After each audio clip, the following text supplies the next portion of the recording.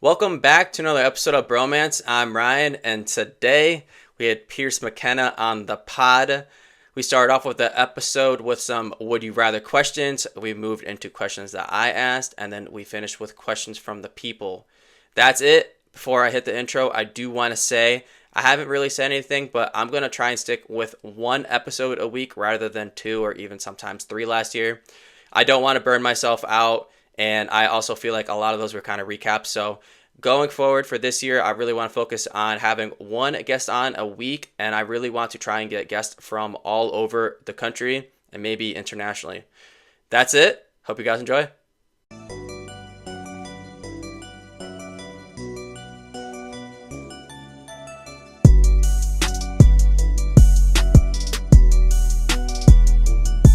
Welcome back to another episode of Bromance. I'm Ryan, and today we got Pierce on the pod.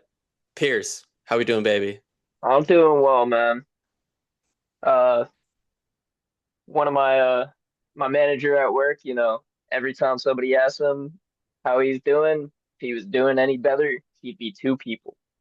It'd be two people. I I I I don't know how, but it's just funny to me. He says it every time.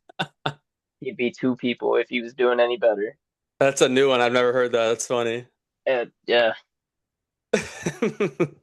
That's funny. How's your weekend? it was good. Just kind of relaxed at home and had watched some of the games over the weekends. Watched Indiana whoop Oregon's ass. Yeah. Uh, had Sunday night practice. We had like 24 people in the gym, Okay. so it was a good practice. Yeah, sounds good. Do you guys normally get a lot of people? Uh, Generally we've been around 18 average. Sometimes there's days with more. Sometimes we have a day where it's maybe 15. And you guys do like the team of the week. So how many teams would you guys normally have playing? Like three, I'm assuming, maybe four. So we have a threshold of there has to be at least 15 players in the gym, just so there's some parity going on between the teams. And we don't set teams exactly. So the first 12 people that come, we randomize them into two separate teams, and then the like three other people that would come to set the threshold, um, they would then ref the first game. So it's like if we have 15, the first three people out on the losing team would play again. Okay. I like Yep. that. Where I think Boston has it to where they have the set teams for the night Yeah, so already. for Boston, I've been up there a few times, and what they'll do is they'll have everyone show up, and for like 15, 20 minutes, they'll figure out, they have like pen and paper trying to figure out how to divvy out the teams. Okay. Um, I've been there twice, and I believe both times was four teams. So you'll Gotcha. play for I think it's best of three, if I remember correctly. It's been a while, but the best of three, and then like one team will hop on, the other team will hop off. It just depends on how many teams that they have, but they have a cool setup. I like it. Yeah, we just have it as a rotation through. So we track how many people we have in the gym and say you're the last one out, depending on how many people we have. It's like, all right, you sit two games or you sit three games. Hmm. Sometimes we've had exactly 18 in the gym. So it's six in, six out. Um, so there's usually a pretty solid rotation, and some people may volunteer to sit more games than they usually would have to. Okay. We've also been playing on Sundays, and we mixed in a Thursday for Connecticut dodgeball. And Yep. we've had like some of them have been like 12, others have been like 18. We've had people from Boston come down, so we'll try to do like 6v6, or if it's 13 or 14, we'll stick to the two teams, and some people sit, some people don't. But yeah, we've had three teams once, and we'll do like 10 minutes, and then no ball blocking. And it's like a hardcore 10 minutes stop, no ball blocking. One team hops off, the other team hops on, so you play two in a row. Yeah, we just do 3.5 minutes every game, and then no block. I like that. All right, so you said that you watched Oregon, Indiana. Did you watch any other college football games or any other NFL games? I watched the Ole Miss Miami game on the Thursday night as well. Uh-huh. Can't believe Miami pulled that off. I was rooting for Ole Miss. I don't want to see didn't want to see Carson Beck in the national championship. One more game, right? And then they're in it? No, the championship set, so it's Indiana versus Miami on Oh the shit. 19th. Oh The damn. next Monday on January 19th. Oh damn. All right, Yep. I was one round I guess behind. Okay. Yeah, I'm assuming but you're a Georgia fan. no, so I don't follow a team that much to where I really care throughout the season, but I would say I'm more of an Alabama fan. Bunch of my cousins went there and such, so kind of just followed along rooting for the with my cousins for those Alabama games. All right. Well, in Connecticut we have UConn, but UConn football is not very good.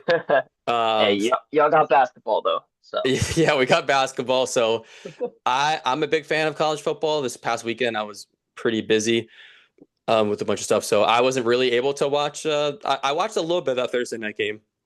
I caught yeah, the tail end of it, and then Friday I was watching the Knicks game, and then the Knicks game was over. So I'm like, all right, let me put the Indiana game on, and that it was was already over. yeah, it was a complete ass whooping. So I'm like, all right, like unless you caught the first, I don't know, 10 minutes, like the game was over.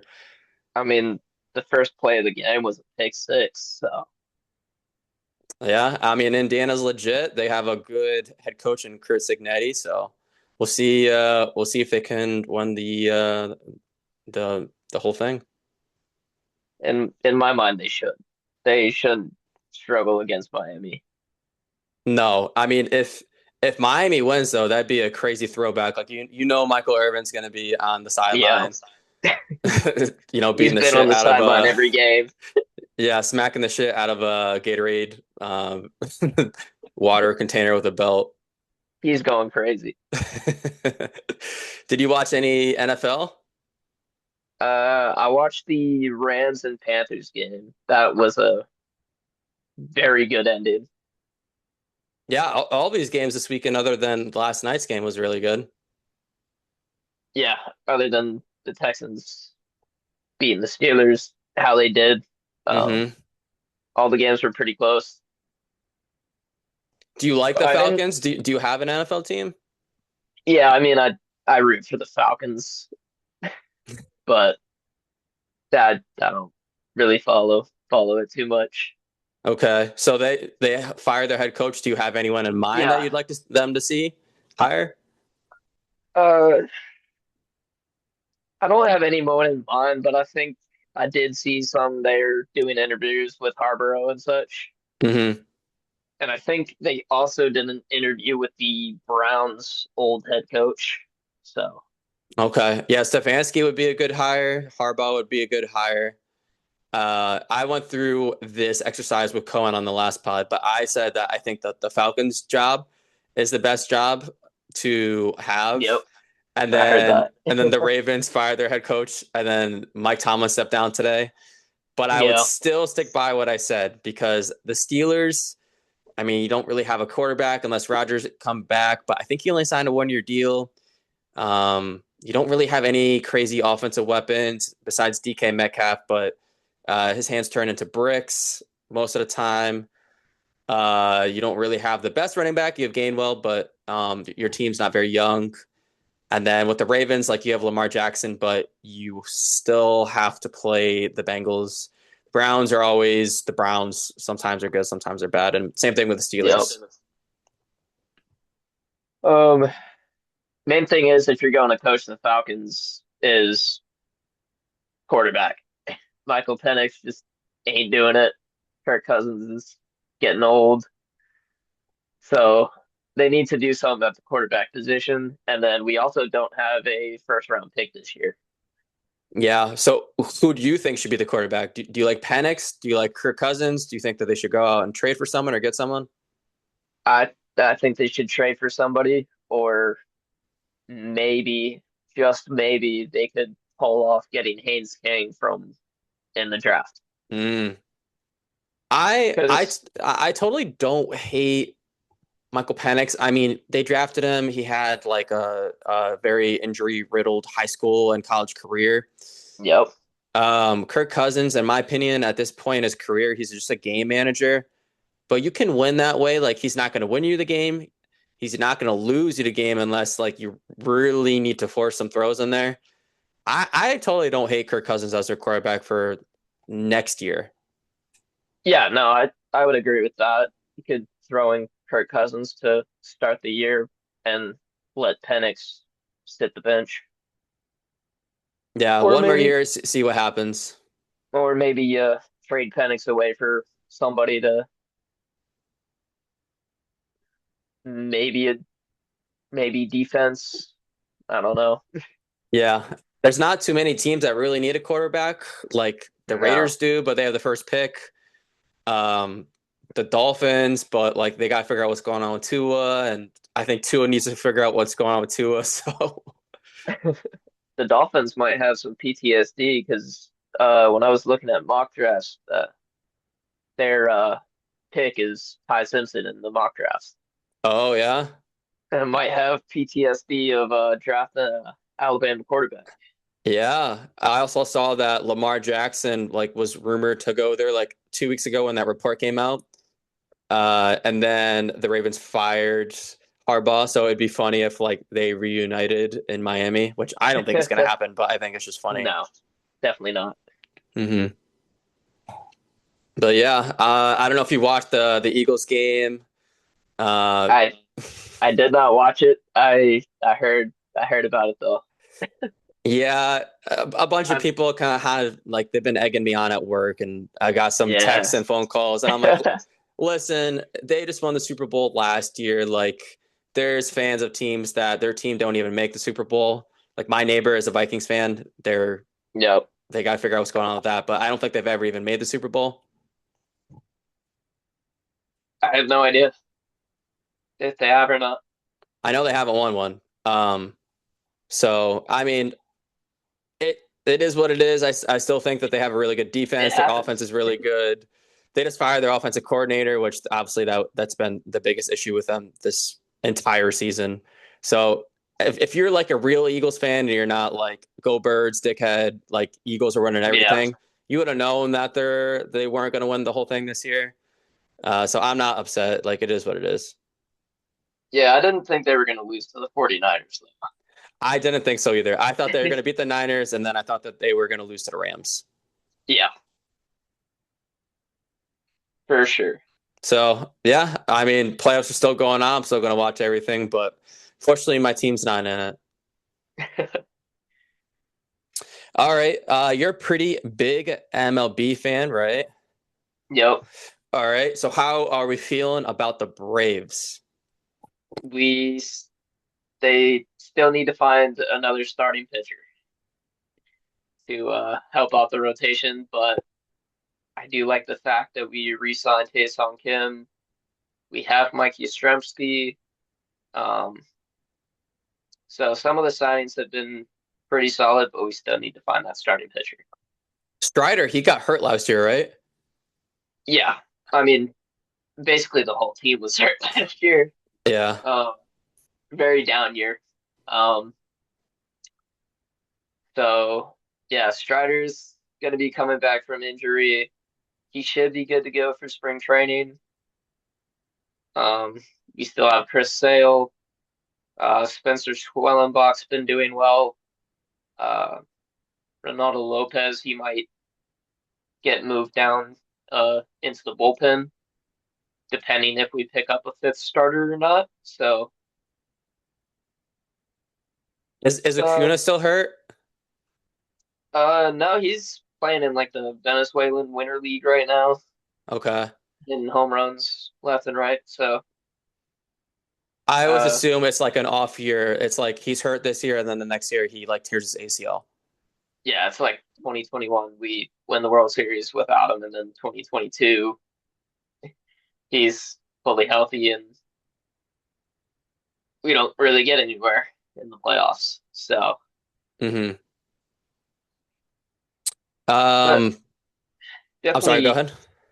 definitely able to do better than last year.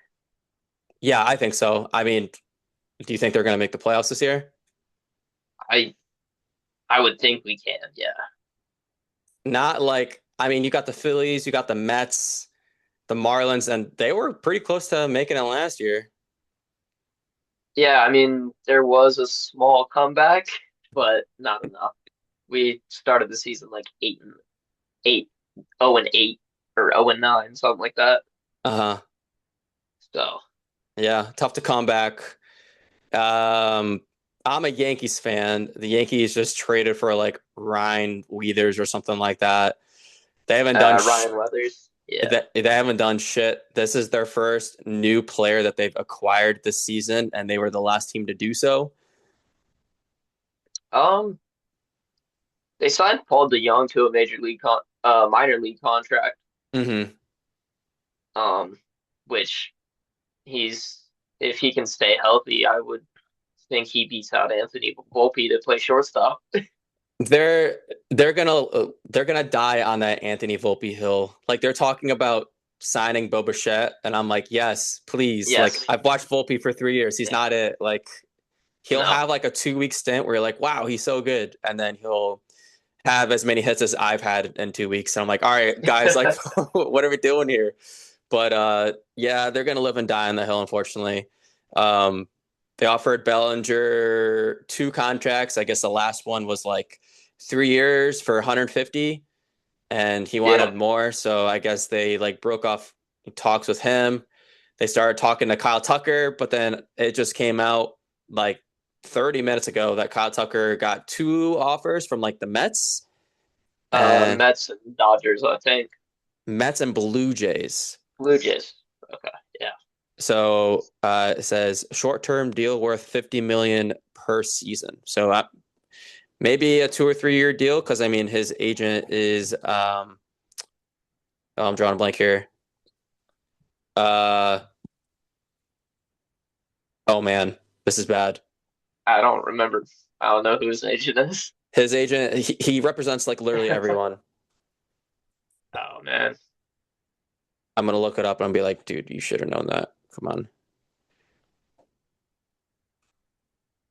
Uh oh my gosh. Scott Boris. Okay. Yeah. He basically represents everyone. They did the same deal last year with like Bregman and I think there was like Montgomery and one other that they just did 2 3 year short term deals and then opt Yeah. out after the first year. Yeah. Bregman's now with the Cubs. So I'm excited to see him uh, not in a Red Sox uniform. I would have for sure. loved to see him. I know I'm a Yankees fan. I know he was on the Astros, but I would have loved to see him play third base in New York. Oh yeah.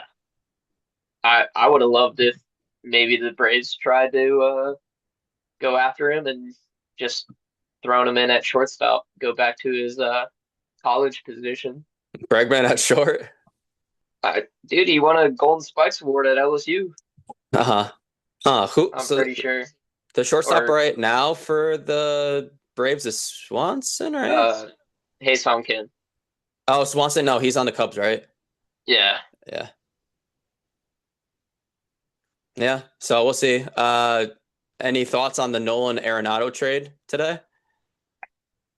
I don't even remember who Jack Martinez is, and so I guess it's a rebuild for the Cardinals, and but the Diamondbacks easily win that deal. Yes, the Yankees were rumored. I mean, I feel like they're rumored for everyone, but they were rumored for trade talks with him last year when Yeah, they signed Goldschmidt, and I was like, dude, Nolan Arenado at third would be gross. Like, yes, and please. Goldschmidt at first. Be like and then the Cardinals all over platoon again. Goldschmidt with Ben Rice. Yeah. So I don't know, man. I don't think the Yankees are going to make a crazy run. Their starting pitching is not the greatest. They want to stay under this magic 307 number, even though they're the Yankees. And um, I don't know. Garrett Cole can't stay healthy. I love Stanton. I didn't like him for a long time. He plays so well in the playoffs, but the amount of money Yeah, that they pay him, they just need to get rid of that contract, and then they could split that money up a little bit into starting pitching and more depth. yeah, All right, that is it for sports talk. That wasn't too bad. I feel like that was only like 20-ish minutes. yeah, something like that. Went through it quick. I got a little sidetracked with Cohen on the last one. Yeah. All right, let's move on to would you rather questions. So Meredith gave me the first one. I came up with the Okay. other two. Gotcha. Are you ready? Yeah. All right, first, would you rather question. Would you rather be a ceiling fan in a random living room or a street lamp on a busy road? Yeah, so I didn't put too much thought into this. Maybe just the street lamp. Feel like there's more of a purpose throughout the entire year. Not using the ceiling fan during the winter. For me, this is easy I street don't know. lamp because you could be a street lamp anywhere, bro. Like you could be Yeah, a street lamp somewhere cool. Maybe a street lamp somewhere not cool, somewhere, but yeah. But a random living room, that's kind of weird. yeah, right, right. You could be like, Something dude, you like could be like trap house. a street lamp at a Walmart. See everything at Walmart. Yeah. All right. Next, would you rather question? Would you rather be a smoke detector with a low battery or a car alarm that goes off for no reason? Think the smoke detector. Smoke detector? I don't have a reason why. I feel like the smoke detector you got to be putting in work because you're giving off that low battery warning every That 30. little chirp. Yeah, every like 30 seconds. But the car alarm, like I guess that's embarrassing when it goes off, but um I don't know. You also don't know when it's gonna go off. Yeah, that's The true. smoke detector, you know it's every 30 seconds. That's true. I'm a truck driver and I've been a truck driver for 10 years. So I've driven a fair amount of trucks.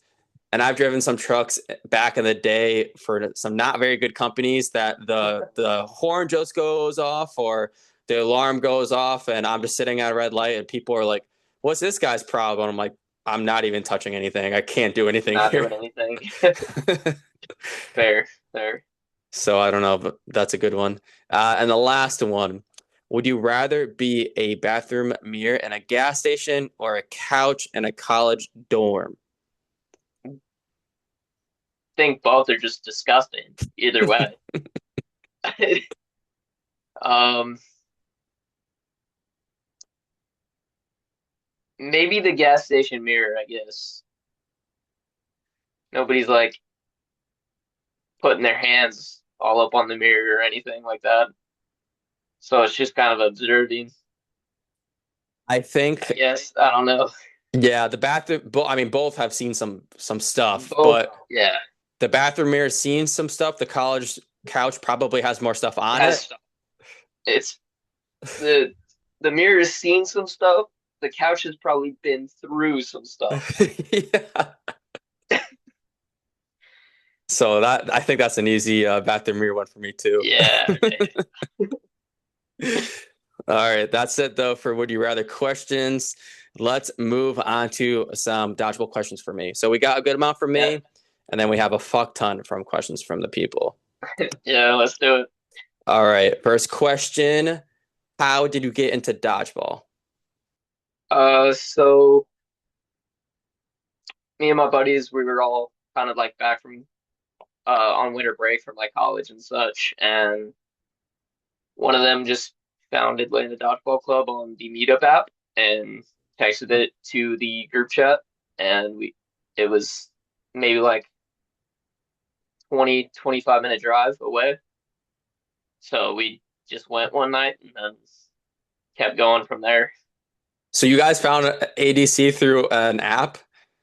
Yeah, we found it through the Meetup app.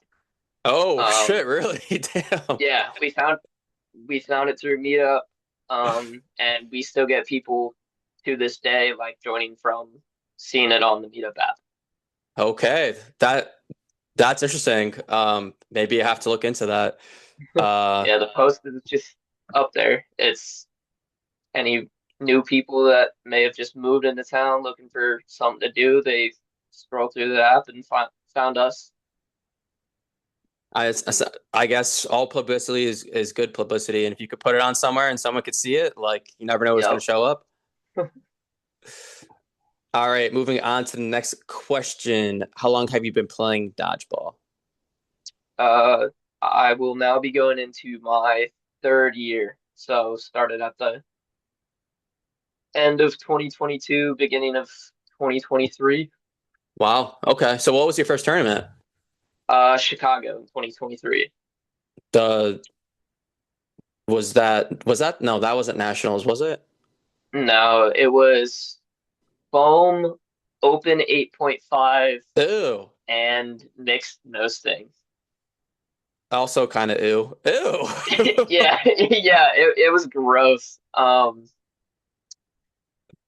So Blake Killian invited like me and Aaron Goodwin to go out there, and we ended up playing with Charlie Dang on the other team. And then for mixed no sting, it was ADC. So me, Blake, Shota, Aaron, and then the women were Kim Ingram, Casey Bisted, Kiara Ota, and Ali Vizcarrondo. Wow, that's a team. Yeah, ended up taking third place. As a team. So you guys weren't threat yet. You guys were just kind of like you said you merged with the other team. Yeah, so it was Blake, Aaron, and I that just went out there and played with the other team Hmm. for open foam, and I don't know why I did it. I ended up playing the open 8.5 division too. That was that your first time ever touching an 8.5 ball? Yes, What do you think about it? disgusting. I don't don't want to see it. I'd pop that ball faster than a regular no sting ball. How do you feel about how close people are to you when they throw it? And how do you feel about catching? I felt catching was fine Yes, catching's pretty because easy. it was open handed. Like it wasn't pinch 8.5. Hmm. So like nobody was really throwing the ball that hard. Because we didn't end up playing Anarchy or like Hex or somebody. Okay, yep, that makes sense. So I didn't see Andrew catch him, full force, chucking a 8.5, or like Mikey or Billy Schmidt throwing the 8.5 at me. Yeah, like tongue out, Andrew Ketchum, run your ass down. Yeah, You're like, someone please that's just slow him down here. scary side. Yeah. Yeah, that doesn't sound fun. All right, my next question. How often do you play dodgeball and where do you play? Usually about 2 times a week. We have our with Atlanta Dodgeball, we have our Thursday social gyms. Those are kind of on a pause right now because the gym we were playing at um, was taken over by YMCA for like basketball season. Hmm. So we'll be back to our Thursday social gyms like middle of February. And then Sunday nights play at a place called Redline Athletics in Peachtree Corners from 7:30 to 9:30. So you mentioned beforehand in 2023 that Shota went to Chicago with you guys. Was Shota yet? Like, was he well known or he was just starting to get well known? So Shota was playing with Hex at that time. Okay. Yeah, so I would say he was pretty well known, but not like it is now. Yeah, probably would Yeah, like easily top three most popular guy in dodgeball. yeah, exactly. Yeah. So can you talk about your dodgeball community? So you kind of mentioned that you have like Aaron that plays and not Blake anymore, but I mean you have Shota back. Yeah, we recently got Shota back. Also, like the addition of Aurora. Um, and we've it used to be just like Kim Ingram as the one solo female. Um, but we've recently started seeing some females coming out to our Thursday open gyms. Some of them end up coming on our Sunday practices. Um, so there's a definitely big increase from what it was before. And then gotta thank Kyle Daddlebaum, him, Shota, Perry, Chris Wheeler, like they started this um, all together back end of at 2021 or something. So Kyle does a great job finding all the gyms for us to play in and setting up the time frames and not overly expensive. I know Hmm. some gyms out there it's like $10 to play for a night. Um, our social gym is, and even our practices, it's $7 a night. Oh, nice. Um, and then Kyle also offers like $25 for the whole month. Oh, I like that idea. Yeah. So it's Okay. like if there's 4 Sundays in the month, this $25 a month is only for like the Sunday practices though. So if there's like 4 Sundays in a month and you're going to be at every single one of them, it's better to just pay that 25 than because you're just saving $3. Yeah, right, right. Um, we started Connecticut dodgeball and January 1st. We're still locking in everything for our league when we're going to start, but our committee, we're throwing out a bunch of, ideas, whether they're good or bad, and we're trying to gauge a lot of different things, and that's something that came up, like a monthly open gym pass. Yeah. Um, I don't even know how many open gyms we would do in between a season, if it would even be worth it, but yeah, that's a good idea. I like that.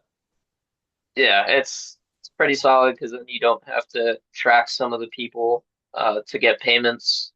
Like maybe they come into the gym and we already started playing, so and then we didn't track their payment and they just leave quick. Hmm. Um, so then you have to kind of get them the next time and they pay for 2 days Yeah. Yeah. if they if we don't get them that first day. So you mentioned Perry, and I have a question about Perry. Yeah. Is Perry living in Knoxville right now? Because I follow their Instagram page. I didn't even know that it was a thing. I came across it like a month ago, and it's just all videos of Perry. No, so I believe Perry has uh some family in Knoxville or at least his wife Taylor's family. Maybe some of them live in Knoxville.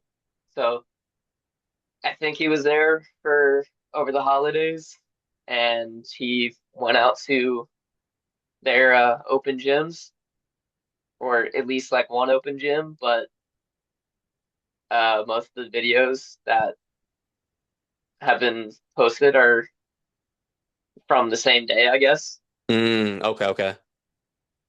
or maybe 2 different days he was there. But no, he's not living in Knoxville. I didn't think so, but I saw the videos and like it's definitely a rec league. And then I Yeah, saw a video it's of a Perry, and I'm it's a like, rec oh no sting shit. league. Yeah, it's a rec no sting league, and they actually have a tournament out there. I don't remember. They're gonna have a tournament out there this year, in Knoxville, with their league, but I don't remember what it is. I'm not gonna But lie, I did see it that. it'll be no sting. So I did see that, and I've never been to Tennessee for dodgeball. I've been to like Yep. easily 15 states now, but I was like, And Knoxville's a pretty cool place, so even though it's no thing, I might go. how long of a drive would that be for you guys? It's about 4 hours. Oh, that's nothing. Yeah. Like That, we're driving to the Birmingham round this year because how that's far is like that for you guys? 2.5. Oh, you guys are so Oh, lucky, dude. yeah. Damn. I mean, from Connecticut, like you can either fly out of Connecticut, there's only two airports. You can drive up to Yep. Boston, pay an arm and a leg for the flight, probably get delayed, or you can drive down to stinky ass New Jersey, which is what I'll do sometimes. Um, and they do offer a lot of like straight flights to places. But the last time I drove down there, they left my lights on in my car Oh. and my car died, and they definitely jumped my car in the parking lot. I drove 5 minutes down the street to a Wawa because why would I not? I went to go get gas and a coffee, and I came back out, and my car wouldn't start. And I'm like, you've got to be Oh kidding me, man, dude. that's rough. But yeah, I mean that's cool. You guys get to drive to stuff. I mean this year with the rounds, like Salt Lake City, I don't think you guys would drive to that. No, What else is there? Chicago for nationals. no, I'm not driving to Chicago. Trying to think of the other ones. I know there's like one more out west. Uh, so there's Tempe, Salt Lake City, Chicago, Dallas, Mm. Birmingham, and Hamilton, Ohio. I saw that the Ohio registration open and there's only three Yeah, teams signed up right now. yeah, I saw that too. I'm trying to I'm trying to organize the team right now and just see where everyone's at for certain tournaments and stuff and sent out the poll yesterday and there's only me and one other person interested in going to Ohio and I'm like okay well like who signed up and then I saw there's only three teams. I'm like Yeah, damn, I might just skip this round. I'm not yeah. surprised. That's also Ohio. Like, would you're not going to go to Ohio and What then, is there to do? yeah, right. Go watch the Cavaliers lose, or I don't know. All right. Next question. And you are also traveling to, I think, Toronto this weekend, right? Yep. All right. First part of the question: what's the coolest American city you've played dodgeball in? Uh, Probably Arizona. Last year. Uh, Venue was really nice. Also the year before that, when we were in the Sun Devil Fitness Complex, that was an incredible venue. But this past year, I extended the trip. My dad came out and we went to watch some spring training games afterwards out in Okay, Arizona. that sounds sick. Yeah. What about your favorite? And this I said country, but this could also be city, but country slash city outside of America. Uh, Easily New Zealand. I had a feeling. Yeah. I mean, Mexico's a very close second. I did like a pyramid tour in Mexico, and it's uh super cheap there too. There was 18 of us that went out to a restaurant, and the conversion rate ended up being like 147 USD for 18 people at dinner. Damn. Like, it's just not unreal. Yeah, that's not, I mean, that's cheap. My biggest thing with traveling outside of America, and I've done it, I don't know, five, maybe six times, is just like getting lost and not being able to talk to Yep. someone. I know you have your phone, but like, what if your phone dies? I don't know. I'm that type of person, but I feel like everyone in New Zealand talks English, or most people do. Yeah. And it's mainly English. I think I'm gonna butcher it. I think it's Mari. is how you pronounce it, is their language. Hmm. Um, but yeah, it was mainly all English. What was your team for API? So I played with the other team for open foam and then open cloth. Uh, it was last minute because I thought we were playing cloth as well as the other team, but found out at the airport in LAX from other teammates that were on the other team that we weren't playing cloth. So then I threw a post up, and then Tyan and Ketchum asked me if I wanted to play with them. So I said yes. Our team name was Sweeney. Yeah, our team name was Sweeney. Um, and that was with Ketchum actually didn't make it out there, so it was Tyan, Joe Martinez. We had Glenn Spager step in because Pine couldn't make it. And then we had Pyong, Johnny, Simon, and Mike Gold. Squad. The only person I didn't know was that Mike guy. Oh, we also had Bo.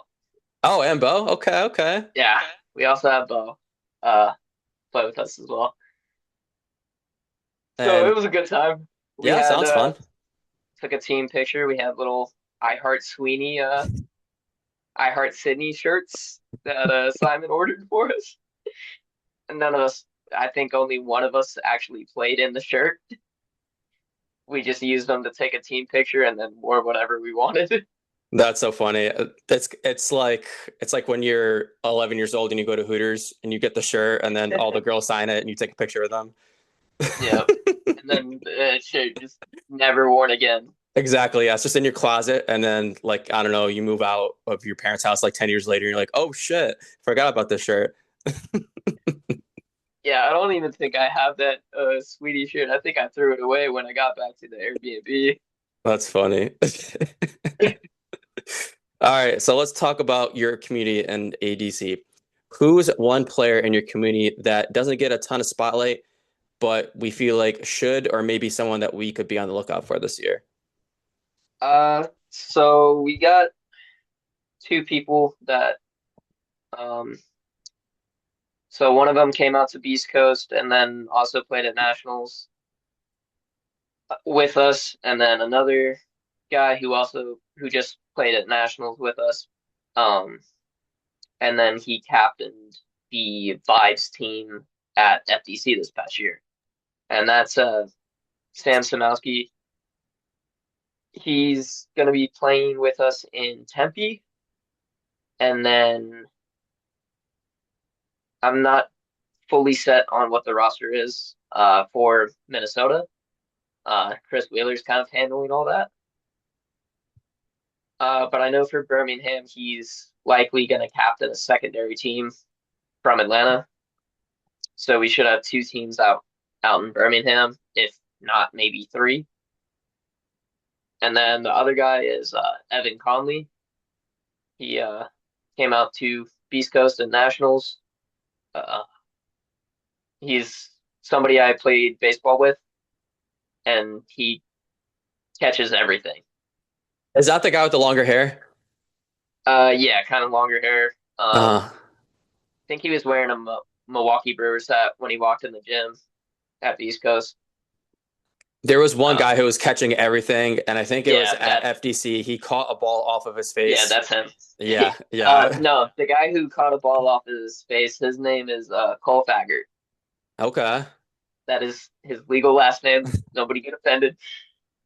Um, yeah, he's also another guy. He's been taking a break right now because he had some arm problems, but he should be back soon. Those would be the three that I would look out for. I feel Ben Tyndall gets a lot of recognition, but hasn't been out to as many things yet. So he's still trying to become someone. I like Ben. I've talked to him plenty of times, I've never seen Yep. him play in person until it was one of the BDL tournaments last year after the Boston no sting round. Yep. And yeah, Ben's good. Ben is scrappy as hell too. Like if he's the Yeah. last one in, he is tough to get out. My biggest issue with him is getting his throw consistent enough.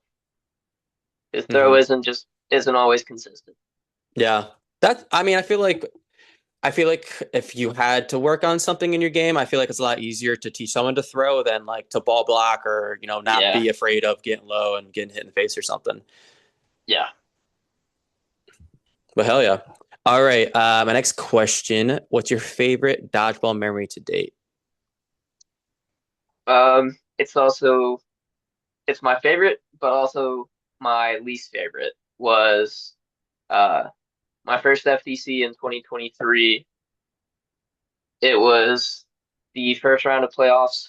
We ended up losing the game, but it went down to a 1v1, me against somebody else in no block. We both ran up, hit each other at the same time. We couldn't tell whose ball died first, so we had to run through it again. I ended up reaching up for a catch, got hit out.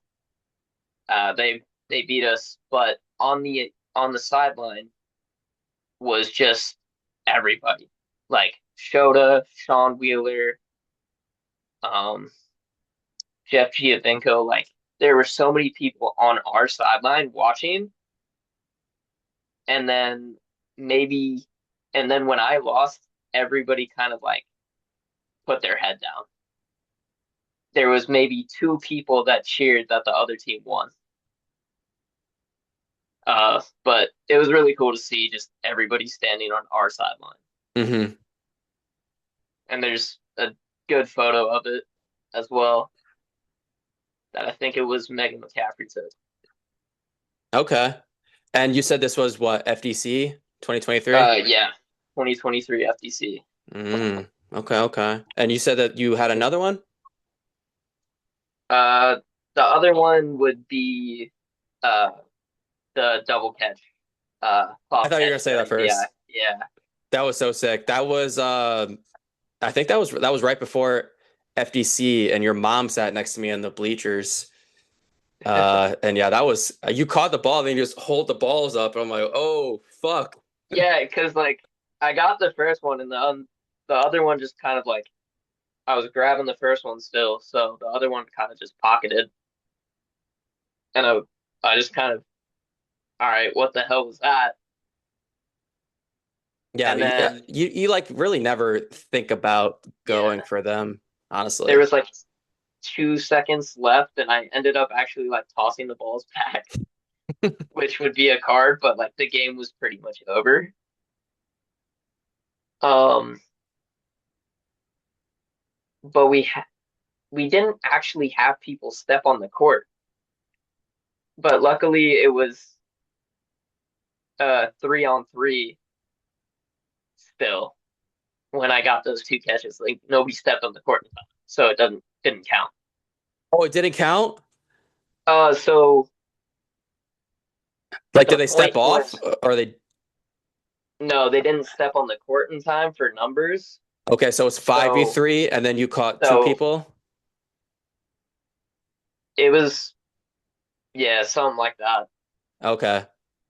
Um, so it ended up being 3-on-3, so it was just a 1-1 tie. Damn. I mean, you still made a sick play and still got like But a really good angle too on that for the yeah, clip. to not go into overtime, it was we had to either tie that or win that point. Hmm. Double catch and claw too is like I think I've seen one other one, and that was Luke Finder in Dallas last Yeah, year. in Dallas last year. Yeah. Foam, I feel like they kind of happen pretty often. Like I have one, and it's because I missed my first ball block and I just pinned it against my body in Boston. And the second one, I'm like, Yep. I'm screwed here. I just need to go for this, and I got lucky Yeah. and caught it. But I mean, a double catch and cloth like that's crazy. Yeah. Yours was at the throwdown tournament, right? Yeah. Yeah. I remember seeing that fully. I was like, what the hell was that? That was the first game in the semifinals. And that also happened to be Yeah. the only game we won in the semifinals. Like I thought we were like, all right, bet we're going on a crazy run here. Like we've done well all tournament. And that was the last game that we won. And then we won the third place game. So Yeah. that was cool. But yeah. All right, next question. Have you had a welcome to dodgeball moment? Uh, I wouldn't say it was anything like anybody else's of like, oh, they got hit in the face hard or anything, but going to Chicago and seeing that Ketchum throws that fast uh was kind of an eye opener because I had seen a video of him on Momentum's YouTube channel of him throwing against MLB hitters, like throwing a dodgeball to MLB hitters for them to try and hit. And he was hitting 78. I think he topped at like 81. And I was like, to then see him in person, I was like, oh, it wasn't just for the video that he's throwing that hard. He does it consistently. Um, so that was kind of an eye opener. Yeah, I know exactly what video you're talking about. Yeah, And I mean, I feel like I say it pretty often on these pods, but yeah, some people from Connecticut are like, what about this person? What about this person? I don't know about this person. I'm like, no, if you see him in person, you just have to see him throw one time, and they'd be like, oh shit, and yeah. it's not just a one time thing. Video is different than in person. 1,000%. All right, my next question: what advice would you give to yourself when you first started playing dodgeball? I think the advice I'd give myself is that this isn't gym class. Um, because when I first started, I picked up a ball and I was trigger happy. I wanted to throw. I was like, I've played baseball for so long, like I've probably got a stronger arm than a good amount of people here. So just pick up the ball and throw. Um, that would be the main advice I'd give myself or anybody like first starting out dodgeball. Like know when to throw and when not to throw. That's some good advice because you could always see, especially if someone sticks with it. But like, let's say they show up to a rec league and they just start playing dodgeball. Like, you wouldn't even have to tell me this is their first time playing. I'll be like, yeah, like they're gonna look totally Yeah. different in 2, 3 weeks. All right, my next question. This one's interesting because I feel like I have a good gauge on everyone's answers before I ask this. But Okay. favorite ball type, least favorite ball type, and why? Favorite ball type is foam. Oh, really? Yeah. Favorite ball type is still foam, even though I play claw. Uh, Okay. favorite ball type still foam. Just I have the better speed throw with it. I can throw a slider, curveball. Um, second is cloth, then no sting, and then 8.5. That's a good answer. But yeah, even though I play cloth, foam is still my favorite. Cohen was asking about this on the last pod, but do people throw curveballs and sliders in cloth? So the only real like quote unquote curveball or like slider that I've seen somebody throw is Aaron Murphy from Northern Ireland. Uh, and he can do that just by the way he throws. It's almost like he throws it as a soccer throw where he like cuffs the ball Hmm. around his wrist and then throws. So like it has some movement and break to it. Um, but usually no, you don't see a curveball in cloth. I didn't think so, but the way that you were just talking about that person throwing that ball, that's like super throwback if you're listening to this and you played 8.5 Elite back in the day. Arkham, they used to throw like that. They would kind of tuck the ball like between their wrist Yeah, and I don't even know, but they would just kind of like, I don't know, like kind of javelin throw it, I guess. And the yeah. balls would come in. You're like, all right, this is a beach ball. I'm catching it. But the ball's spinning like crazy and Hmm. you fuck up your hand and you have it in your hands, but then you don't. So like the people that throw sidearm or cup it around, like there will be some more movement to it. But generally, if you have kind of a normal over the top or like 3/4 arm slot, it's not a curveball Okay, that's what I was or assuming. has much movement. Okay, okay. All right. My next question: if you could play dodgeball anywhere in the world, where would it be? Um, Montenegro.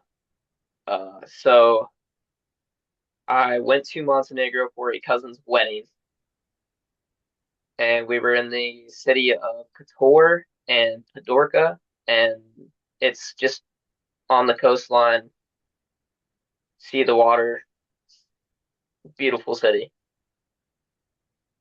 This might be a So I crazy think, question. Is that a country? yeah, Oh, uh, it's close to Croatia. oh, this is in Europe. Yeah, Okay, yeah, Croatia, Serbia, yep, Albania, near Italy, across the water. yeah. Okay, all right. That sounds cool. Yeah, it's right on the water. All right, my next question, describe your perfect dodgeball teammate.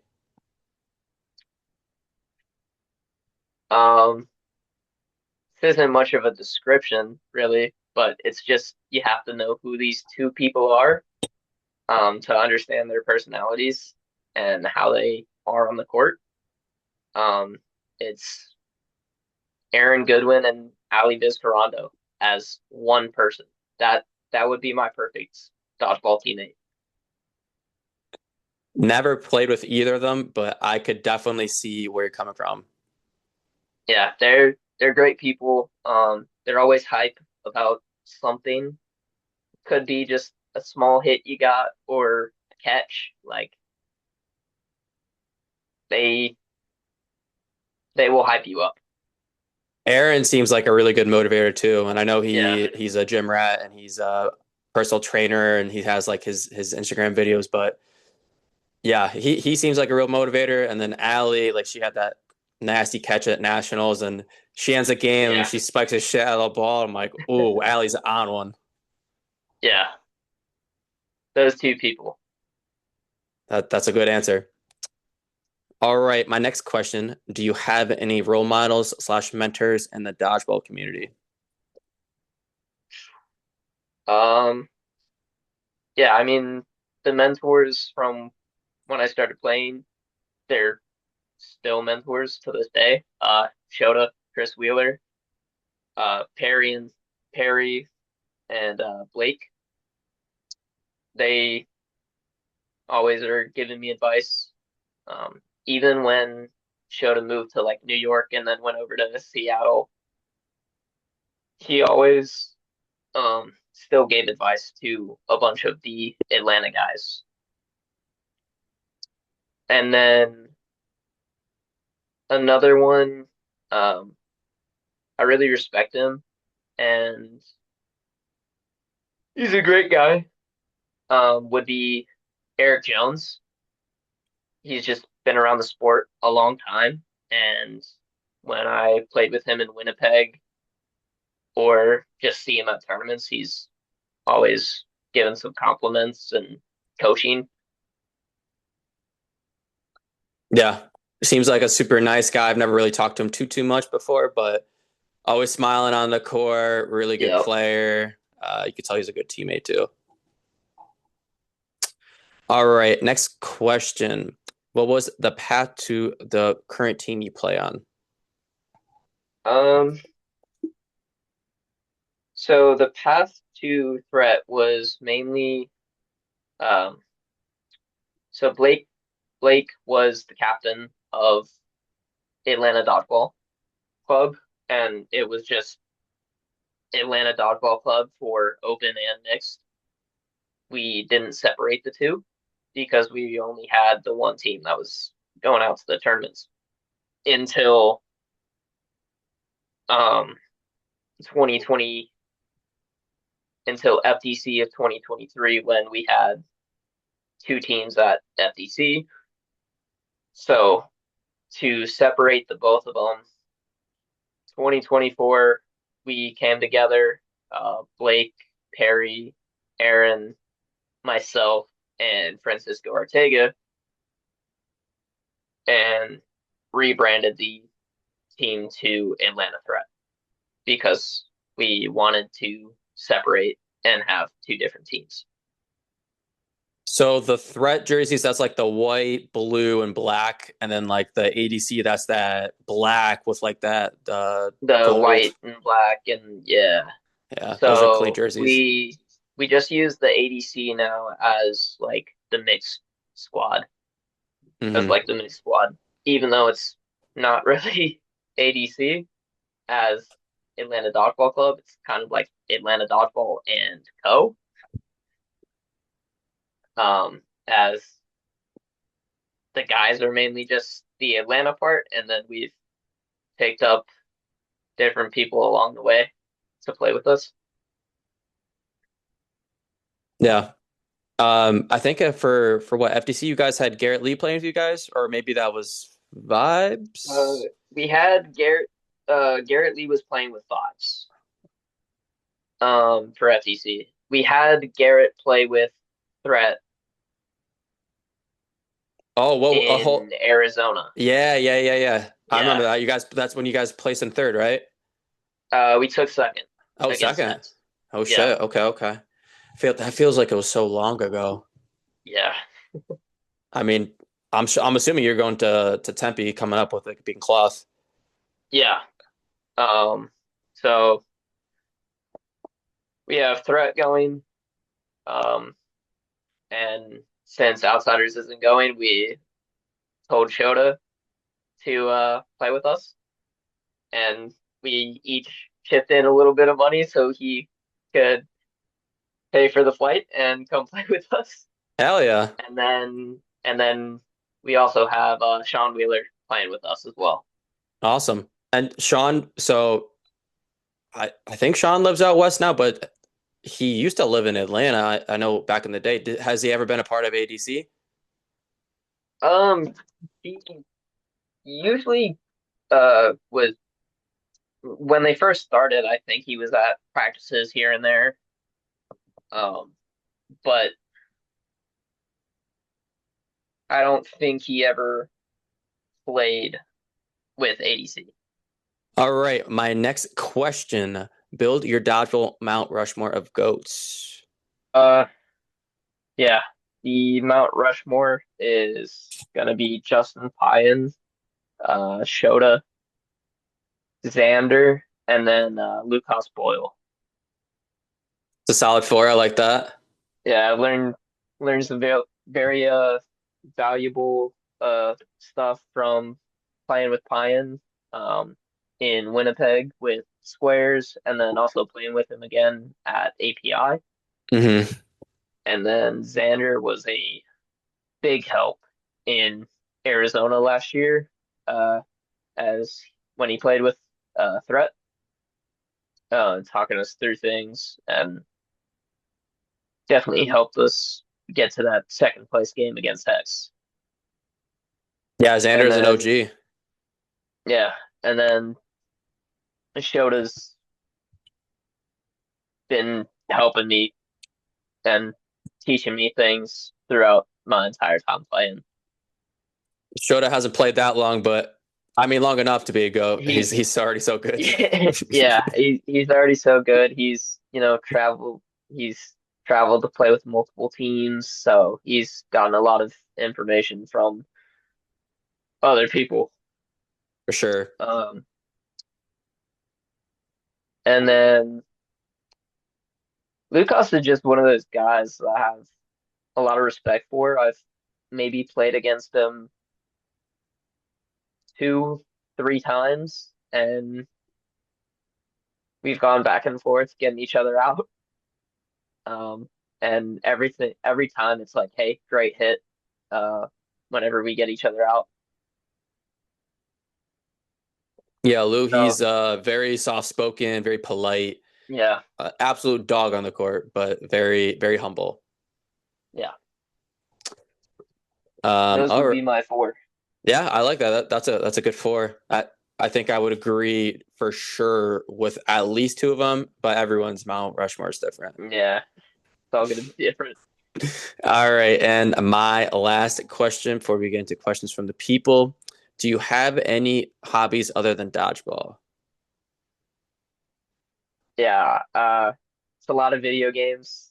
Uh, Dead by Daylight, Marvel Rivals, MLB The Show. Um, and then once once baseball season hits, I'm there. I'll be at the games at Truist Park, or watching it on my phone or on the TV at the house. So try and watch every game. Sometimes there's blackouts and restrictions though, so can't always watch it. The blackouts are the worst. So living in Connecticut, I'm a Knicks fan, and they Yep. black out everything.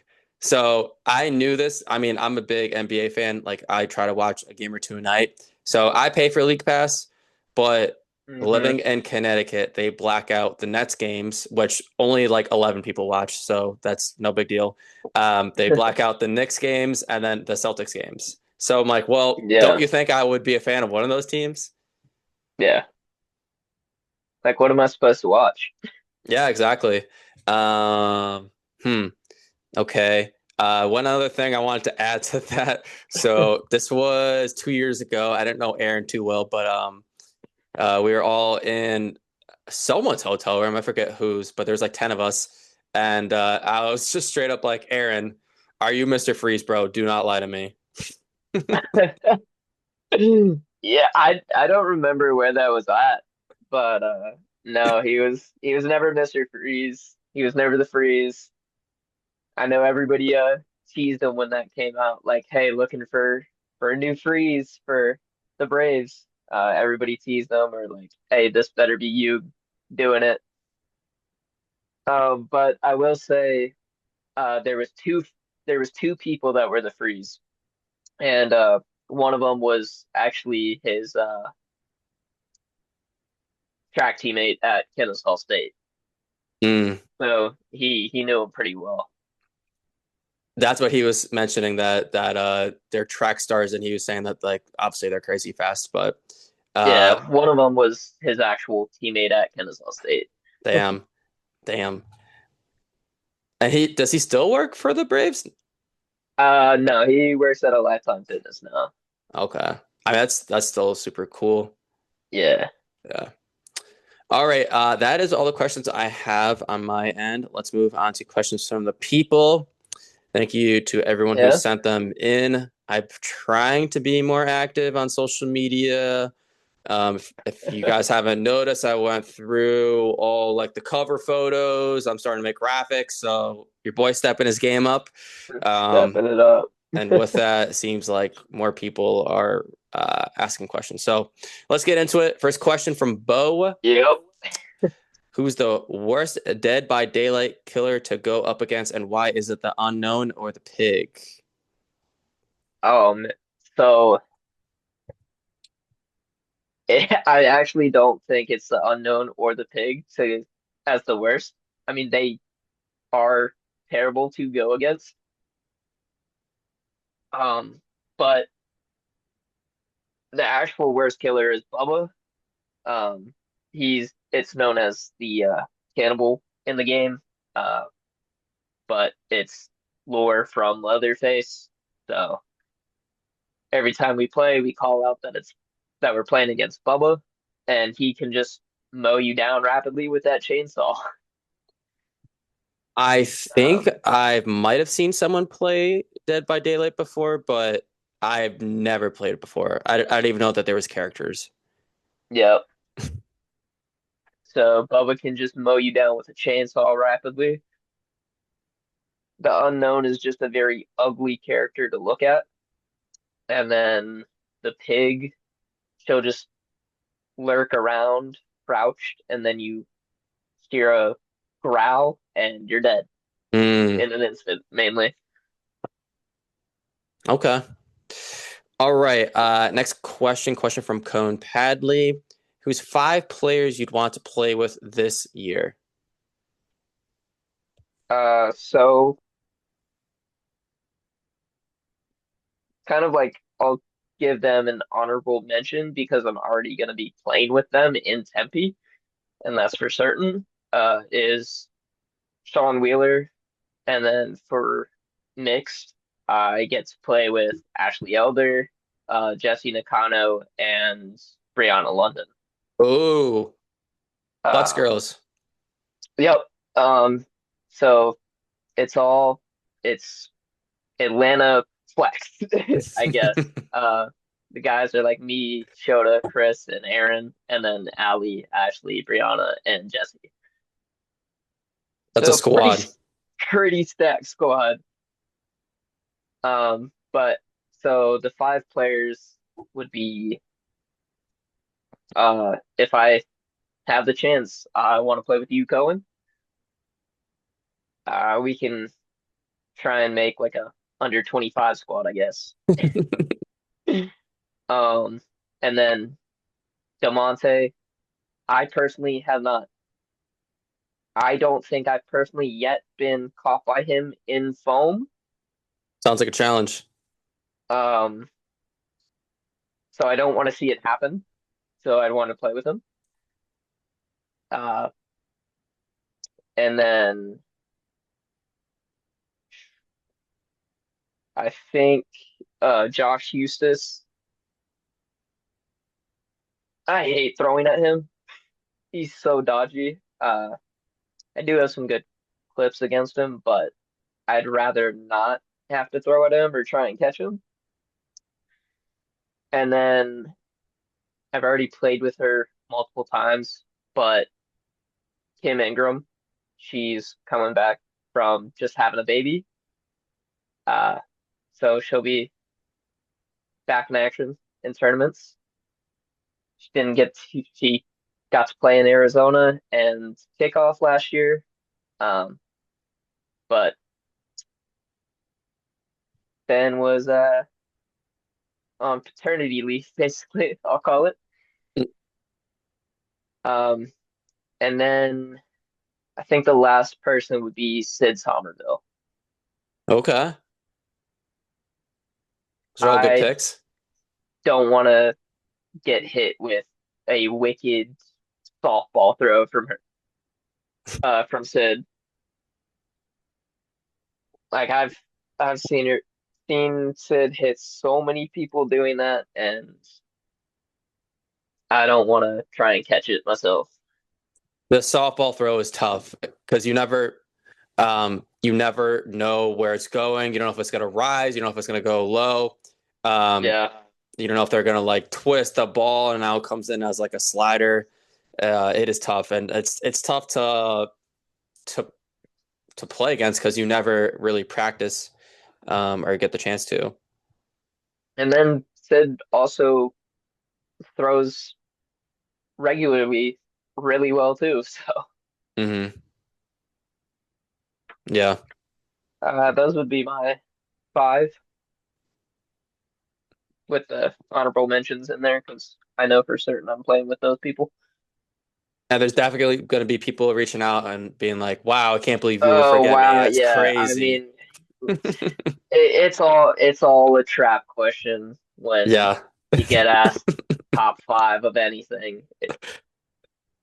Top 50 Top 50, I'd probably still forget some people. for sure. All right, next question. Question from Ben Tyndall. Why do you hate Gambit mains and Marvel rivals? Uh, yeah, so if you've seen Deadpool and Wolverine, you know who Gambit is. Um, but I don't hate the character and people that play him because I'll occasionally play the character as well. But Hmm. he does have a lot of abilities to use. I haven't played video games in a long time, but when I used to, I would just play. Call of Duty and Fortnite, so I don't even. I've heard Yeah, of Marvel Rivals, but yeah, it's basically just a competition to Overwatch. okay. I used to play Overwatch back in the day. Yeah. All right, next question. We got a question from Erin Greenlee. She always asks some interesting I, ones. yep. All right, you're the casting director for a new season of Survivor, where you abandon you and nine other dodgeballers on a remote island and make them compete for prize money. Who do you pick for the cast to make the season extra entertaining? Any other spicy takes? Who's the season villain? Who will win the money, etc.?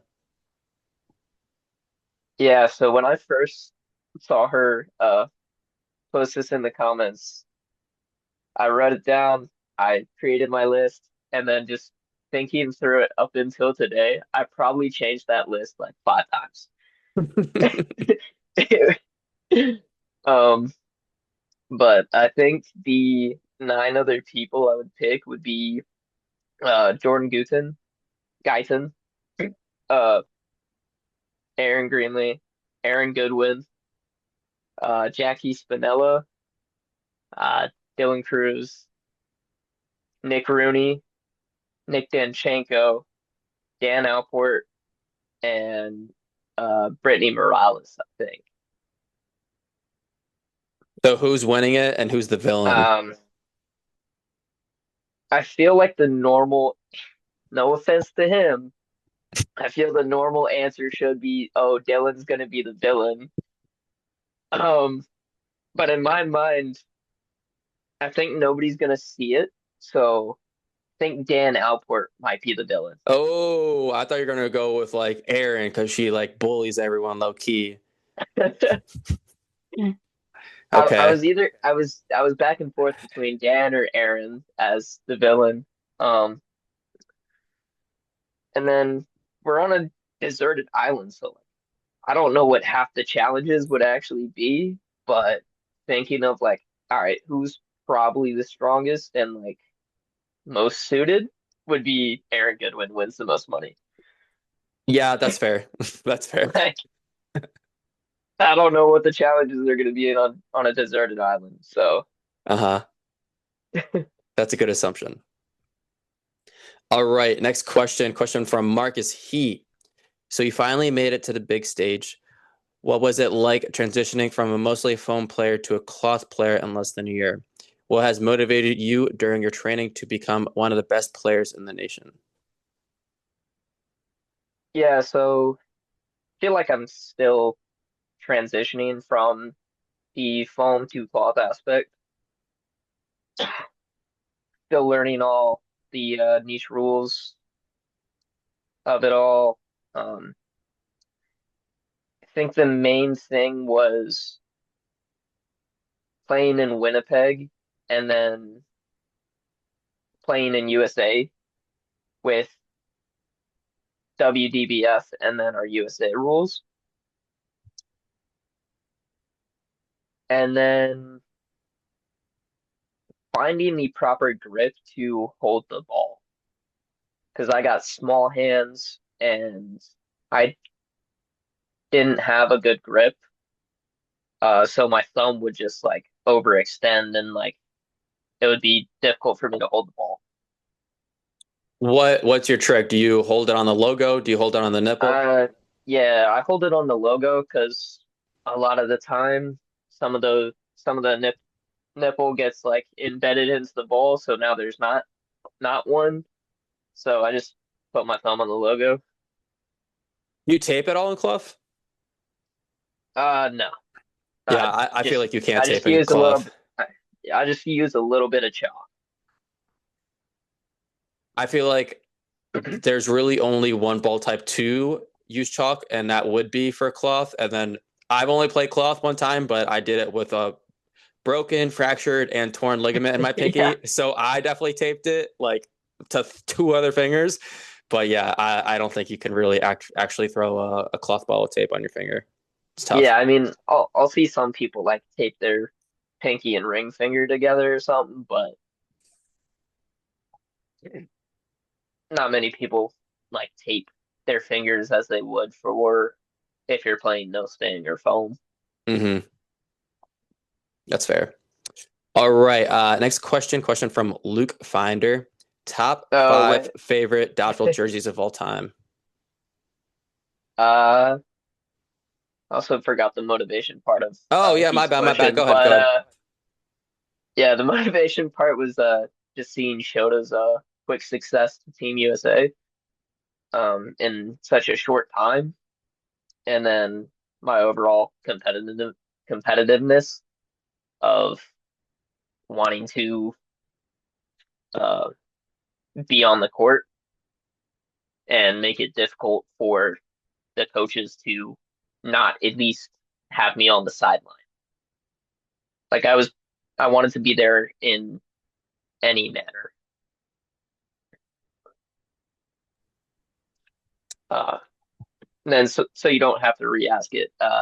Luke Finder with the jerseys. Um,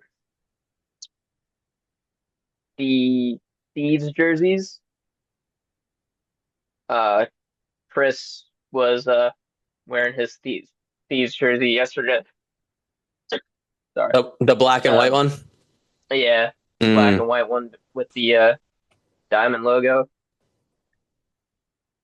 Uh, and then the cream Canterbury Vikings jersey.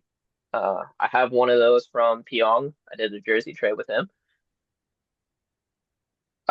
The Avatar BDL Oh draft yeah, tournament jersey.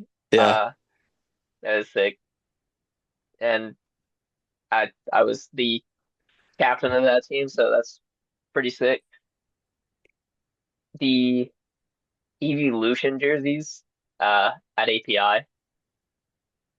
Uh, seeing all of the seeing every jersey had a different evolution on it, and it wasn't just all similar. That was sick. And then my last one's gonna be my Umami jersey, uh, with the Waffle House lettering and waffle on it. I don't know if you got a chance to listen to the Megan McCaffrey episode yet. Go check it out if you guys haven't. The Rushdown, but she was talking about that today. Yeah. So they actually switched up their jersey design for Umami last year and made those Waffle House ones. And it was kind of catering towards Aaron and I playing with Umami at kickoff last year for mixed. What is it like going to Waffle House? Because I've never been to one. Do I have to slapbox the line cook? I mean, you can if you want to, or you might just flat box, some druggie in the parking lot. I don't know, man. Um, but usually you gotta go between the time frames of like 12 a.m. or Yeah, and like 6 a.m. yeah, yeah, yeah.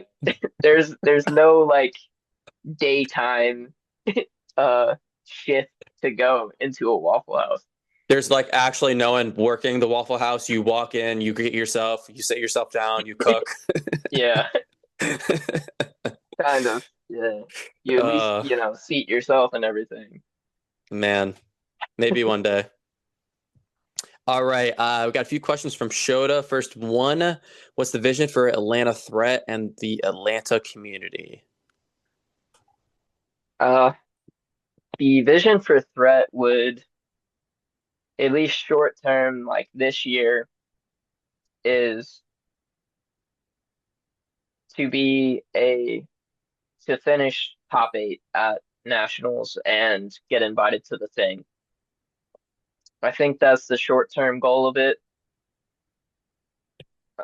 And then the long term goal of it is to try and win as many tournaments as we can as a team. And once uh, Perry and Blake, as they're older, uh, end up filtering out, it would be getting more people and just continuing the process.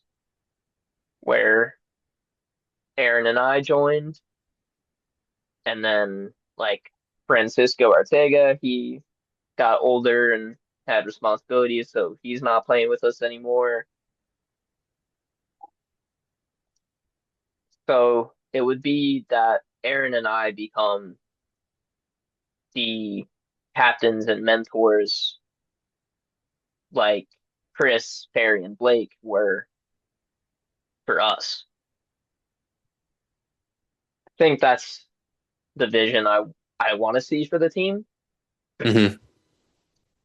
but we definitely need to figure out the youth programming here in the States. Yeah, when I was talking to Cohen, I didn't. I mean, I guess I mean, I'm not from Canada, but yeah, they definitely have a lot of youth programs out there, and I forget the exact number, but I think he said it was over 120 that play in his youth program. Yeah. Um, and like youth program here is Perry ended up is like trying to do some work at the school he works at of getting people interested in dodgeball. And we actually, this past Wednesday on the 7th, we held a camp at the gym we play at for like 10 of his students. Oh, awesome. So like show them that it's not just gym class dodgeball. Uh-huh. And asking Perry about it, they all had a great time. So That's awesome. That's good to hear. it was really cool.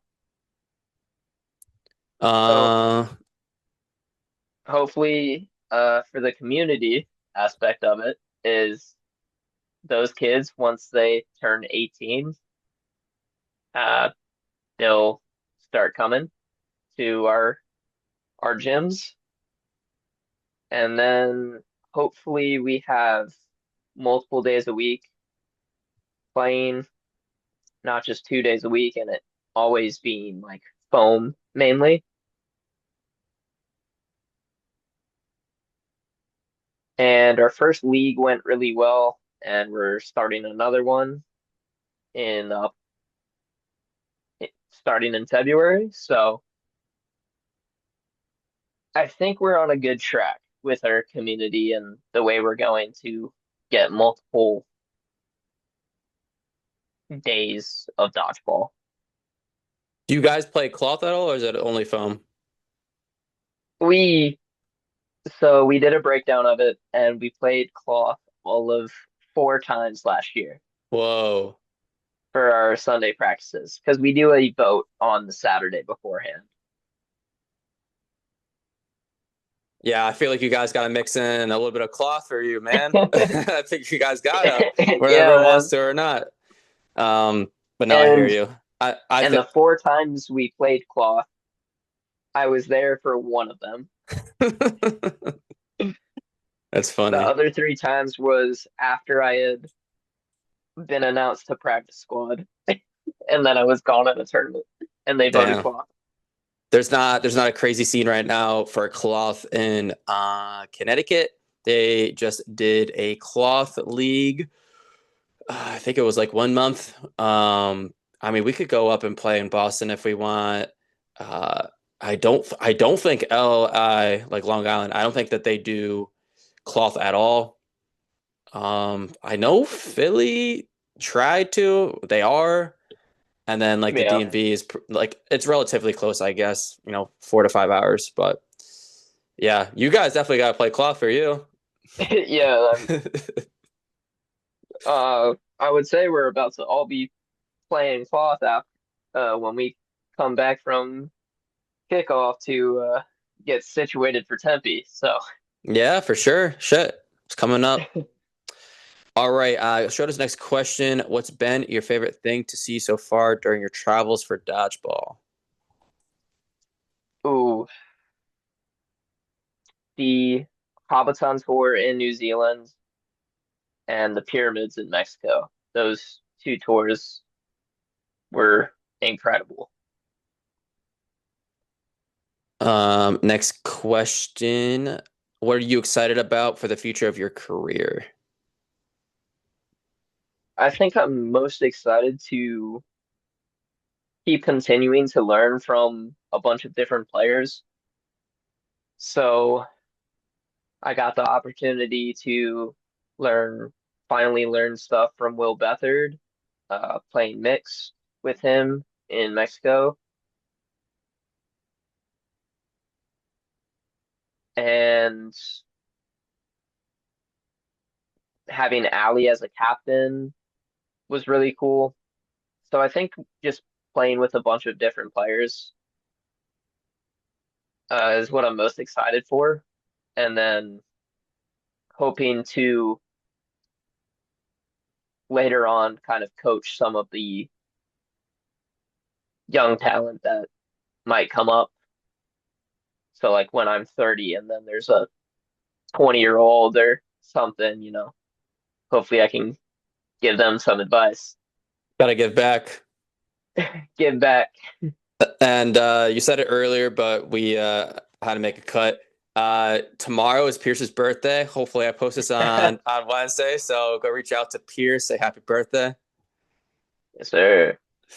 All right, next question. Got a bunch from Sophie Har. What's Yep. your favorite part about New Zealand? My favorite part was the finals day, just how it was set up, all the bean bags brought out, everybody sitting on the sideline to watch every finals game. In a beanbag? Yeah, they had a whole bunch of bean bags. What? So they set up bleachers across, but then like in front of the bleachers that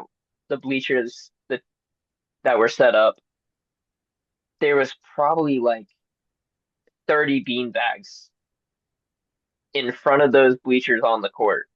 Well, not on the court, but off to the side. And I think it was Xander.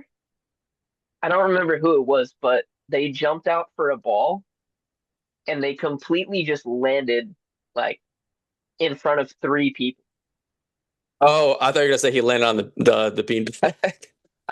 No, he somehow managed to like split between three people. Uh-huh. Didn't like land on top of them or anything. That's impressive. Damn. Beanbags out of But tournament. That sounds crazy. I like that yeah, though. It's different. it was just everybody was there watching the finals. I heard that the setup was really nice too, so everyone could watch. Yeah. All right. Next question again from Sophie. What would be your dream team of players to play against? Uh, strictly vibes alone. I I think this whole team is great that I came up with. Uh, Jeremy Bizzle, Harry Hole, Cam Parkey, and then I never really talked much with uh you or your sister, Sophie, but I think you, Molly, and Haley Gold as well. Like it would be a mixed game. Okay, I like that. That's a good combo. All right, next question. Actually, I'm gonna skip over that one. You already answered it. Favorite and least favorite animal. All right, so this is kind of some foreshadow into a question later on, but my favorite animal is a penguin. I don't know why. It's just cool. Flightless bird. Least favorite. I don't like snakes. Yes, same here. They're weird, man. You never know where they're going. That's what gets Yeah. me. Like I was walking a disc golf course one time, just going to casually pick up my disc and there's a snake right there next to it. I'm like, all right, well, that's your disc now. Yeah, I used to live in Florida for 6 years, and I do not miss the snakes. Yeah. Hate it. I'm gonna skip the next question too because you answered that one. Let's go best post game drink. So I would assume this is like I have no more games left in the day. So non-alcoholic, give me a Dr. Pepper. Alcoholic, give me a high noon or a twee. Oh, Give me Twee a high noon or brother. twisted twee, baby. Okay, what flavor? Oh, dude, doesn't matter what twisted tea flavor to me. That's the right answer. High noon though, give me a watermelon. Okay. I'm not cra I like high noons. They're so expensive. Yeah, Twisted tea, a man of culture. I like that. yo, All right. Next question. We got a few actually here from Anonymous. What specific team or players that you have played with have had the oh my god, nope, reword this. What specific team or players that you have played with had the most incredible vibes? You could tell them, nope, actually that part is for me, not to read to you. oh well, yeah, I know that part, but because she sent me the notes, but uh, I won't indulge into that. Okay. Hopefully, I don't offend anyone. I mean, I'm not gonna list specific people. They know if they were on the team or not. I'm just listing teams here. Every ADC squad, mixed squad. Um, but I do have a favorite one. It had the best vibes. Was this past year at FDC. It was the most unorganized, goof around team, just playing dodgeball, and we randomly took third. Can you Um, say who was on that team? Maybe that person might have asked this question. okay, so it was myself, Ben Tyndall, Evan Conley, Chris Wheeler, Sebastian Stokes, Kara Monroe, Aaron Greenlee, and Avery Snow. Okay, one of those people may have asked this question. Maybe one of those people asked this question. All right, next Um, question. Let's go right to the next question. I will. I do have one more team and one specific person too. Okay. That is, I will say one specific person and one other team. Playing with you guys in Boston. Uh, Oh, in those thing, I signed up to play like 2 days beforehand because like I was already gonna be up there for the throwdown. And then Bo reached out to me and was like, "Hey, you want to play those thing?" So I signed up like 2 days beforehand. Um, and then this person gives vibes all around. If if you're in Canada, walk up to her quickly, or else it's gonna be gone. Etha Cowie. I have She no always clue who has that candied is. bacon. Oh, She is in the gym with a container of candied bacon, each day, and it runs out quick. okay. All right. I have to agree with that. Okay, let's go into the next question. Why is your motto give more? That goes back to this past year's mixed ADC uh mixed FDC team. We all got a singular bracelet that had something on it. Mine said give more. Uh and it was just a stupid thing that I bought in the arcade. It was like 8 bracelets and they all each had a saying on them. And the last one, I'm sorry, they asked, explain this. So I got this picture. Oh, okay.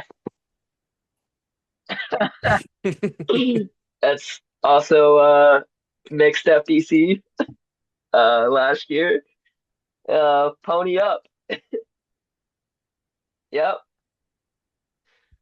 Yeah, yeah. And Pony up. this Like I person said, also asks what was going on here. no, just a random stupid boomerang. We we went crazy in the arcade store with Was our this at the points. mall? Yeah, we went crazy in the round one arcade store Oh, with they had our a round points. one there. I didn't realize that. Yeah, that's why we had the inflatable pony on a stick and the pirate sword. That's sick.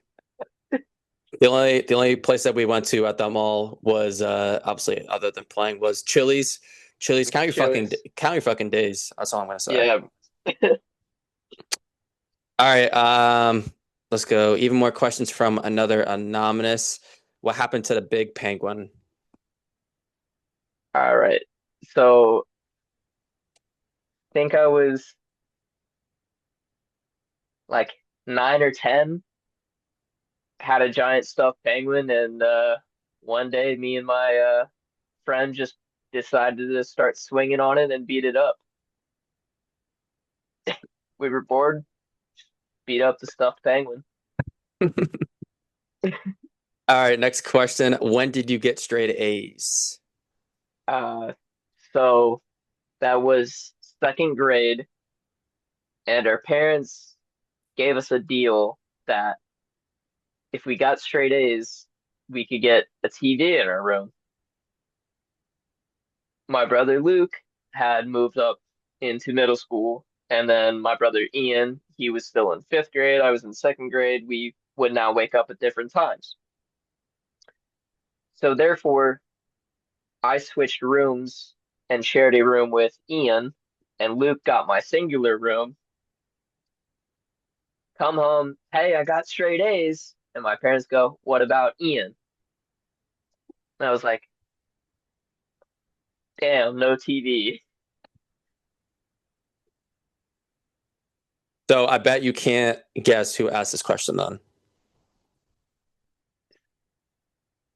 Probably, one of my family members, maybe my dad or something, or my mom. I don't know, somebody. No, it was Luke. Okay. Yeah. All Gotta right. be a family member. Yeah. Yeah, for sure. All right. Next question. What's your favorite childhood vacation? So it's kind of a vacation slash we were already, you know, going there. Was a 13U baseball tournament in Pensacola Beach. And literally every single night we just walked across the street to this bar called Flounders from our hotel. It had like two sand volleyball courts there.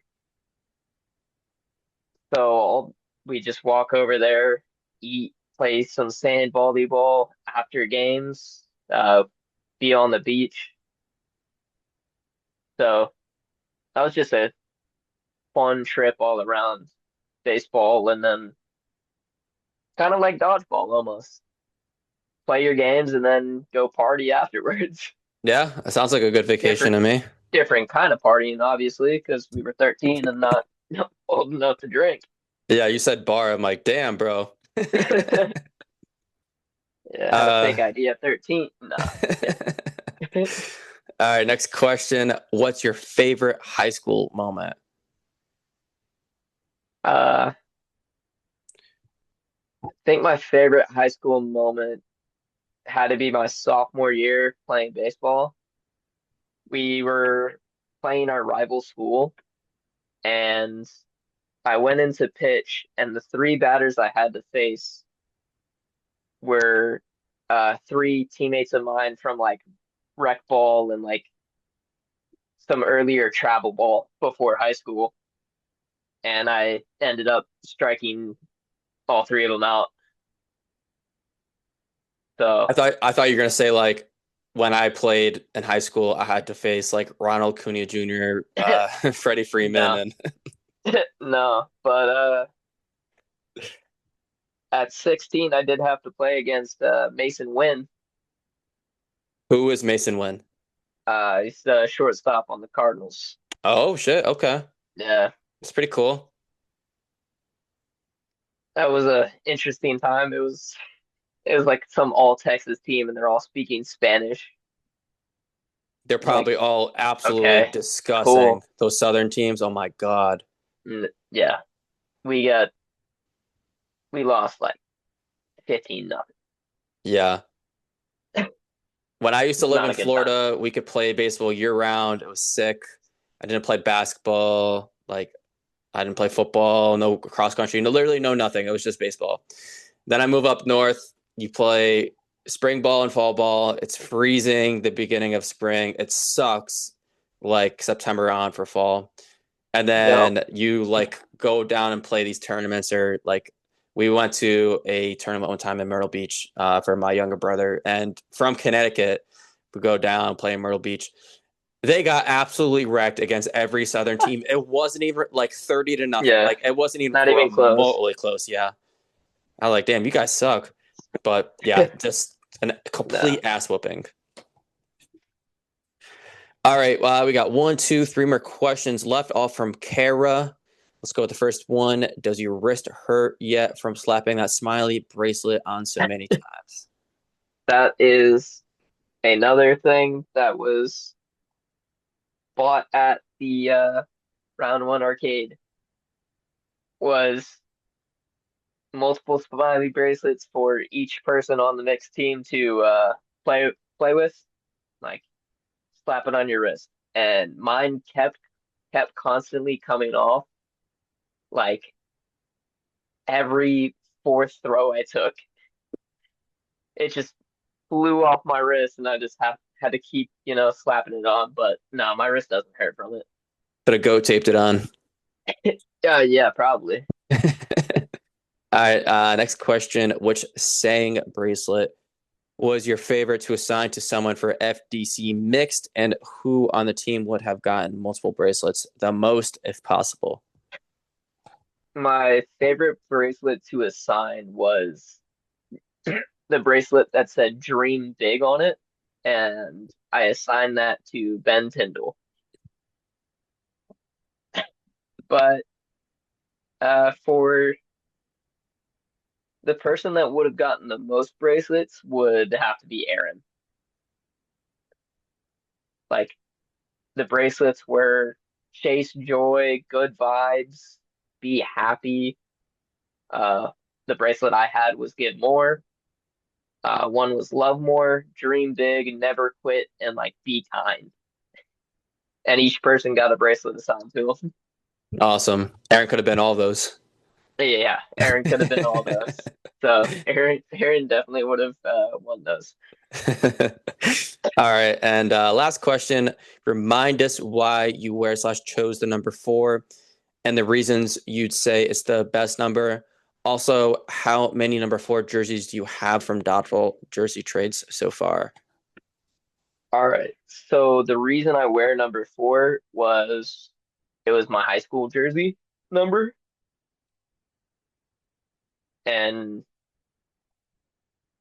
I don't know why I necessarily kept it for dodgeball as well, because like travel ball and everything, I wore number 31.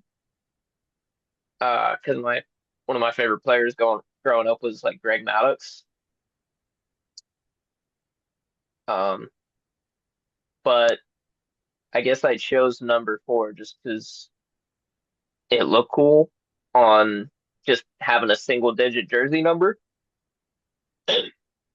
And there's just two different ways of designing it on the jersey of, the off-centered field goal post, I guess, and then as like the triangle pyramid, I guess, to describe it that way. Mm-hmm. As far as how many jerseys I have, posted it a while back, was rather than just doing normal jersey trades, I was going to trade with people that also wore the same number of number four. Currently, I am at three different number four jerseys. So I have one from Kim Nguyen, one from Aaron Felton, and then Karas. So if you also wear number 4 and want to trade jerseys, let me know. I love that idea. I'm number 11, but if I was number 4, I would trade with you. But number So if four, you wear number 4 is a 4 and clean number. let me know. Awesome So jersey swap. obviously your number is 11 for Jalen Brunson. Hmm. So if you didn't pick your number based off your favorite Knicks Knicks player number, what number would you actually be wearing? I used to be 2 a lot back in the day because I'm a Yankees fan, so obviously Derek Jeter. Yep. I think the number 5 is super clean, so I would wear number 5 a lot. Also used Even though he's a Red Sox. um I used to wear 7 a lot. That used to be Carmelo Anthony. Hmm. Another Nick, obviously. Used to wear 6 for Porzingis too. I really just do it off of players I like. And I used to be number Okay. 13. Used to be number 13 for A-Rod. And then what other number? 99 when Manny Ramirez went to the Dodgers. Because I used to love Manny on the Red Sox. But I'm like, there's no Yep. way I can root for him. So the second he went to LA, Manny Wood got number 99.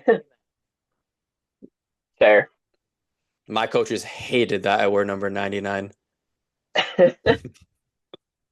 Having to write it on the scorecard. I feel like 99 and like 00, you're like, bro, what is wrong with this kid? Yeah, exactly. But Like yeah. I don't know any other player in the MLB that wears number 99 besides Aaron Judge right now. Yeah. I don't know. Yeah, that's a fair point. I don't know. Is there anyone players in the MLB that wear 99? It's probably like some closer on some shit team. I'd probably look up like current players. Um, Joe Kelly used to apparently. Oh yeah, okay. Manny Hyon Jin Ryu, pitcher for the Dodgers, right? Ryu back in the day. Uh yeah. I think he just recently retired, actually. Oh, Gary Sanchez wore it for the Padres and the Giants. Okay. And Turk Wendell, Don't know he who that is. pitched for the okay, so he pitched for the Mets and he passed it to Tyon Walker. So that was like 4 or 5 years ago. Had to be. Yeah. So Taguchi back in the day for the Cardinals. I forgot about that one. Um, yeah, that's it, man. It's really just I Judge. guess those are yeah, Iconic. some of those names are just nobody's. Yeah. All right, that is all the questions from the people. Thank you to everyone who sent them in. Let's hit the outro. Any closing thoughts slash shout outs? Yeah, just shout out to you. Appreciate you inviting me on here. And then not step on anybody's toes and get a bunch of messages of like, oh, why wasn't I mentioned or anything. Just gonna shout out the entire Atlanta dodgeball community as a whole. And then also my parents, they came to New Zealand with me, they came to Mexico with me, and they're cheering me on. Um, and then it helps to get out to a lot of these tournaments with my dad working for Delta. So I'm Pilot, not, right? yeah, no, software engineer, but Oh, okay. it definitely helps uh not having to pay an arm and a leg to get out to some of these places. But That's that's all the shout outs I got. okay. I like it. I haven't shouted out anyone or anything in a while on these, so I'll say shout out the birds. I know that the season's over, but that's all right. We just won last year. I'll say I'm not shouting out the Yankees. Fuck that. I'm like I one of wouldn't the. either. I love the Yankees. I hate the Yankees. The Phillies are my second team. Okay. I mean, I hate the Phillies being a Braves fan, so Yeah, but Dodgers, Phillies, Mets, hate you all. have to. Yeah, I understand as a Braves fan. Come at me and we'll argue if you're a Dodgers, Phillies, or Mets fan. I will shout out the Knicks, obviously, always. They're going on a little skid right now. They got some players that came back. We'll see. I hate Karl Anthony Towns. I want them to trade him so bad, but they can't do that during the regular season. And shout out Twisted Tea always. Shout out my wife. Shout out my son, Caden. He's turning 1 next week. Let's go. January birthdays. Yep. He's turning 1 next week. He started walking like before Christmas a little bit, and now he's just Dope. trying to run. So pretty cool to see him grow up. It's only been a year, but it's awesome.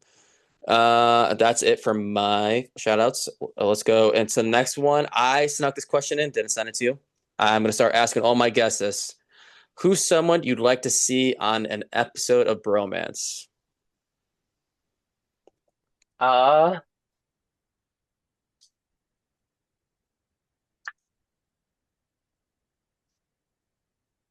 just gonna have to say Perry Hall. Okay. Yeah, feel like he's got a lot to talk about. He's started out in like LA playing some, and then when he moved down here to Georgia, he helps kind of create Atlanta Dodgeball Club with Kyle. So he's been around for a little bit and just has a great personality. That's a good guest to have on. Also, Knoxville superstar, so definitely have to have him on. Not still superstar too. Yeah, exactly. And my last question, where can people find you on social media? You can find me uh, Leo underscore Pierce 145 on Instagram, and then just my name Pierce McKenna on Facebook. Awesome. Link If in the there's description. multiple Pierce McKennas that pop up, if you don't click the link in the description, it will be a dodgeball picture of me, the same picture that was posted for the bromance episode Follow them all. to ask questions. All right, man. That's it. Thank you for hopping on. Yeah, thanks for having me. Anytime. Peace. Peace.